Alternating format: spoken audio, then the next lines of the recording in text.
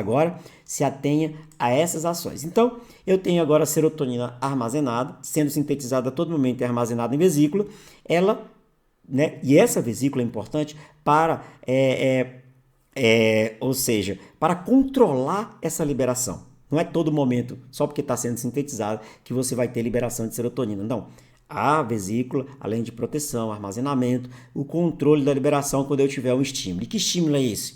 Um potencial de ação. Então, o potencial de ação é muito importante, que é aquele estímulo que a pessoa tem relacionada a um gatilho aí que vai aumentar aí as ações dentro desse neurônio para a liberação de serotonina. Por exemplo, um estado emocional maior, uma alegria que você tem ali, uma sensação que precisa de mais serotonina na fenda sináptica. Mas se você não sabe ainda muito sobre esse potencial de ação, vai aqui nos princípios de farmacologia, né? E aí vai lá em potencial de ação, lá no capítulo 6, você vai lá no capítulo 6 e vê e estuda lá um pouquinho sobre os princípios da excitabilidade celular, e aí você vai ver sobre potencial de ação, entre outros. Então, é assim, galerinha. Quando você não... E também você pode também ir lá no meu canal, o canal Clésio Abreu, que vai estar lá uma videoaula fantástica só sobre potencial de ação. Então, você tem esses dois recursos. Vai lá no livro, dá uma olhadinha, porque agora a gente vai falar sobre potencial de ação. O que é um potencial de ação? É um estímulo gerado que vai fazer com que eu tenha agora um potencial de ação em toda essa membrana, que acontece através da entrada de sódio para dentro do neurônio, e aí deixando mais positivo dentro, isso passa uma corrente. Então eu tenho agora essa entrada de sódio, tá vendo aqui? O sódio entrando, para que eu tenha um processo importante de despolarização. Então essa entrada do sódio faz com que eu tenha uma corrente passando aí nessa membrana plasmática, e isso é muito importante porque essa voltagem que está vindo através dessa entrada de sódio vai gerar uma voltagem nesse canal aqui, que é o canal de cálcio, que estava fechado. Agora, com essas ações de despolarização, eu tenho a abertura dos canais de cálcio. E essa abertura do canal de cálcio é fundamental para que esse cálcio aumente o seu influxo para dentro do neurônio. Por que tem que entrar cálcio para dentro do neurônio? Porque só através da entrada do cálcio que eu tenho agora o processo de liberação do neurotransmissor, no caso aqui a serotonina. Olha, com a entrada do cálcio, essas vesículas começam a se aproximar aqui, da membrana pré-sináptica para se fundirem. Vou mostrar isso para vocês. Então, é a partir da entrada do cálcio que nós temos aí um processo interessante, que é a liberação do neurotransmissor. Vamos ver como é que acontece isso? Olha que legal. Presta atenção nessa animação. Faz de conta aí que essa que é a mesma vesícula aí. Mas, a vesícula, cheia de neurotransmissores, que são esse em roxinho aqui, em azulzinho. E aí agora eu tenho a entrada do cálcio, tá vendo?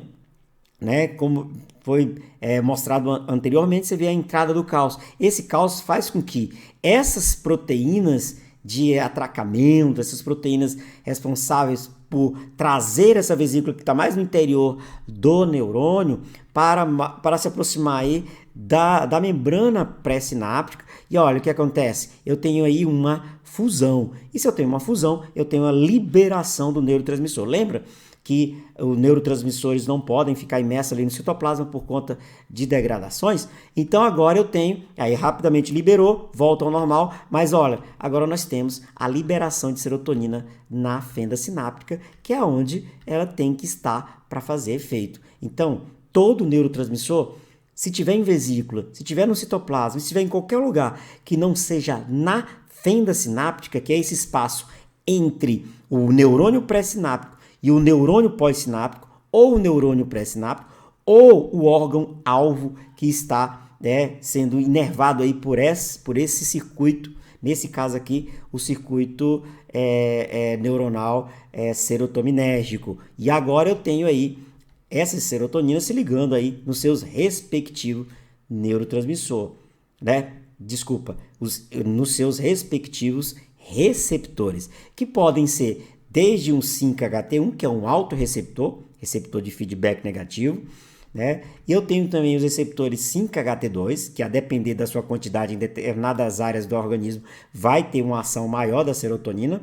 Eu tenho o 5-HT3, detalhe, observação importante, é o único receptor que é ionotrópico, né? Que é o 5-HT3, é o único que é um canal iônico. Essa é uma observação importante, porque o restante dos receptores serotoninérgicos, eles são metabotrópicos, acoplado à proteína G. É uma outra ação que acontece. Então, você tem aí esses receptores importantes relacionados aí. Então, nem todo o receptor vão estar na mesma quantidade em determinadas áreas. A gente vai ver que no vaso nós vamos ter mais receptores 5-HT2, 5-HT1. A gente vai ver que lá no intestino, no trato gastrointestinal, isso mesmo, lá no intestino, tem 5-HT3, 5-HT4. Nós vamos ver também a relação desses receptores com ansiedade lá nas ações da amígdala. As alucinações, então 5-HT2, muito importante no processo lá dos anti-esquizofrênicos, antipsicóticos atípicos, olanzapina, quetiapina, risperidona, que além de diminuir as ações, que além de serem antagonistas dopaminérgicos, eles também são antagonistas serotoninérgicos. Por isso, essa inovação nesse tratamento da esquizofrenia. E aí no trato gastrointestinal, como já foi falado, 2 receptores importantes, um ionotrópico e um metabotrópico, que vão estar lá na região do trato gastrointestinal e também no centro do gatilho do vômito, centro vestibular, entre outros. Então é assim que a gente vai conversando. E vamos falar também das patologias, né?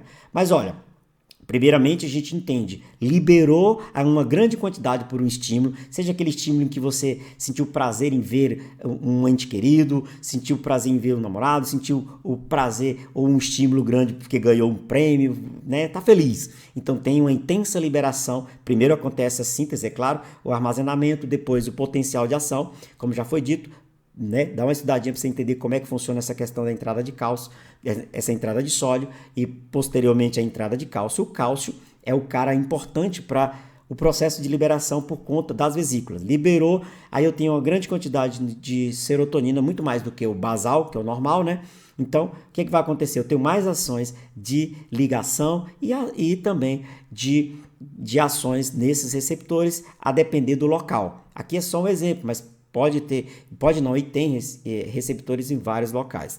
Então, você tem aí as ações. Então, a partir do momento em que já teve todo o seu processo, o corpo tende a ter o equilíbrio, a homeostasia. Então, o que é que vai acontecer? Tá uma grande quantidade de serotonina, então agora ela precisa sofrer ações de diminuição aqui na fenda sináptica, porque não pode ficar muito tempo você com aqueles mesmos as emoções ou até um prazer relacionado por essas quantidades que tendem a fazer todas as ações. Então precisa o quê? Manter o equilíbrio. O que é o equilíbrio? É a retirada daquele excesso, daquela quantidade aumentada por conta daquele gatilho. Então o que acontece? Eu tenho 2 ações importantes. Dentre elas, eu posso, para retirar, para deixar as quantidades naturais de serotonina na fenda sináptica, eu posso fazer a recaptação por esses transportadores de serotonina. Lembra que aqui tem um transportador vesicular de monoamina? Aqui também tem um outro transportador que vai captar essa serotonina da fenda sináptica, que já se desligou dos seus receptores, voltou para a fenda sináptica, então precisa ser recaptado para manter a homeostasia. Então, o primeiro processo é o quê? Recaptação, para ser guardada onde? Novamente, né? Vai passar por 2 transportadores. Primeiro, esse externo, que é o vesicular de monoamina do tipo 2, e vem aqui e entra novamente no transportador vesicular de monoamina do tipo 1 para ser armazenado, porque nada se perde, tudo se conserva, tudo se guarda. Mas antes de chegar até adentrar a vesícula, ela passa pelo citoplasma, que está cheio de monoamina, que vai também metabolizar, né, vai degradar parte dessa serotonina. Então, parte é degradada, parte é armazenada. Mas isso tudo é natural, é para manter a homeostasia, para diminuir as quantidades de serotonina na fenda sináptica. Então, a MAO tem suas ações importantes, né? Claro que aqui a gente está falando do processo natural, não estou falando de doença, de depressão, nem nada. Aqui é o que acontece naturalmente, para você não ficar totalmente movido aí o estado de felicidade. E olha, outro fator importante que diminui serotonina, né, na fenda sináptica é esse autorreceptor. Gente, aqui eu quero que você preste atenção. Esse autorreceptor é um receptor de serotonina. Então, se tem muita serotonina na fenda sináptica, também é um processo de diminuição, porque quando a própria serotonina é como se fosse um sinalizador de que tem muito para que tenha uma diminuição. Então, a serotonina, o que ela faz? Ela se liga nesse receptor que nós chamamos de receptor de feedback negativo ou o autorreceptor, que é o 5-HT1. Não esqueça, 5-HT1. Então, a serotonina vai se ligar nesse receptor e vai promover uma ação, né, nesse receptor. Olha, lembrando, não é antagonista, é agonista. Olha o que vai acontecer. Ao se ligar nesse receptor, ele vai fazer uma ação muito importante, né, que é justamente promover um fechamento nesses canais de cálcio. Olha o que acontece. Ele faz isso, ó.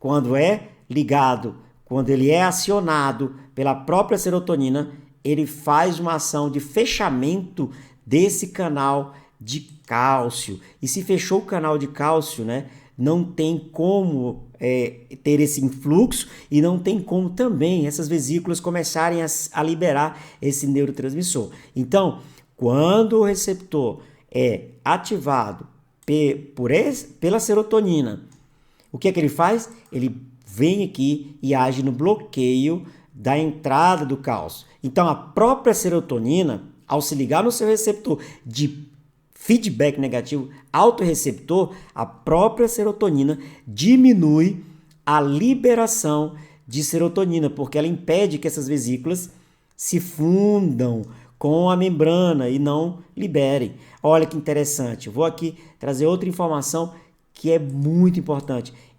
Quando a serotonina entende que tem muita serotonina na fenda sináptica, ou seja, o organismo entende a serotonina, que é um sinalizador do seu receptor, para que eu diminua, mas se não conseguir diminuir com a entrada somente de cálcio, olha o que interessante. Esse receptor também sinaliza, sabe como? Lá naquela enzima que eu falei que era limitadora. Olha que informação importante, ó. Quando essa serotonina se liga nesse receptor, ele vem aqui, ó, e também limita essa ação dessa triptofano que estava convertendo, né, triptofano em 5-hidroxitriptofano, ou seja, limita esse processo de conversão de triptofano para serotonina. Olha que interessante. Então, além dele fazer isso, né, bloquear a entrada de cálcio, ele também impede que essa enzima, que essas vesículas liberem o neurotransmissor, e também vem aqui e também, né, diminui um pouco a velocidade dessa conversão de triptofano em serotonina. Então, esse receptor nada mais é do que um autorreceptor, justamente para que mantenha a homeostasia. Então, processos importantes. A serotonina, ao se ligar nos seus receptores, depois ela vai ser dessensibilizada,